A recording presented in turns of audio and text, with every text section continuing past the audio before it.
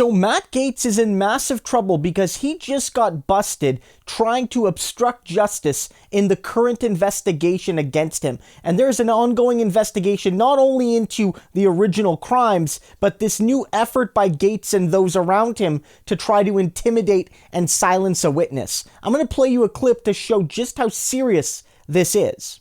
What would obstruction be? Why is it important? And how would you prove it?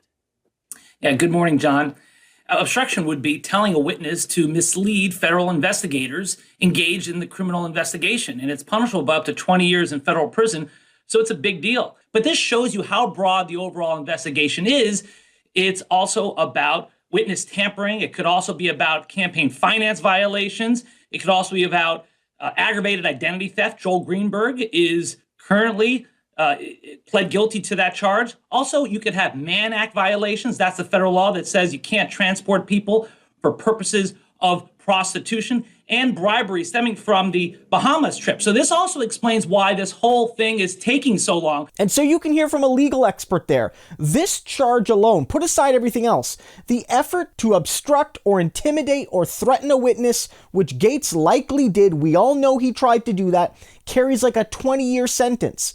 And this is a good bit of context. Reporter Aaron Rupar tweeted something when this story broke last night. He basically said, look, Matt Gaetz tried to intimidate a witness against Donald Trump on Twitter for the world to see. So why wouldn't he do it behind the scenes? Why wouldn't he pick up a phone and try to call the person that's in this case and try to tell one of the young women that he did awful things to, you need to be quiet, or you need to lie for me, or maybe I'll make it worth your while if you don't give all the information to the federal officials. Maybe if you pin it on Greenberg instead of me, I'll make it worth your while. Matt Gaetz would obviously 100% do these things, and now he's in trouble for that. And so what this shows is that Matt Gaetz is walking through a real minefield right now. It's not just the original story about Vintage 99, and it's not even just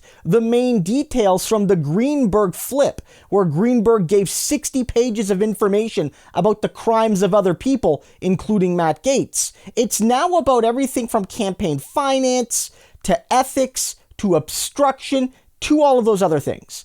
Matt Gaetz is in massive trouble, and I know that he's trying to keep it cool. I know that he's trying to say that he's going as per usual, that he's following his usual schedule, but you know he's running scared, and you know that he's trying to mobilize the MAGA movement as a shield to, one, make it look like he's a targeted man because he's a diehard Trump supporter, but two, to try and suggest that what's happening to him could happen to any regular Trump supporter, and it's really about politics and not about his perversion. So Matt, you're going down. I don't know what exactly will take you down, but it may be multiple things. Some of those things could send you away for life.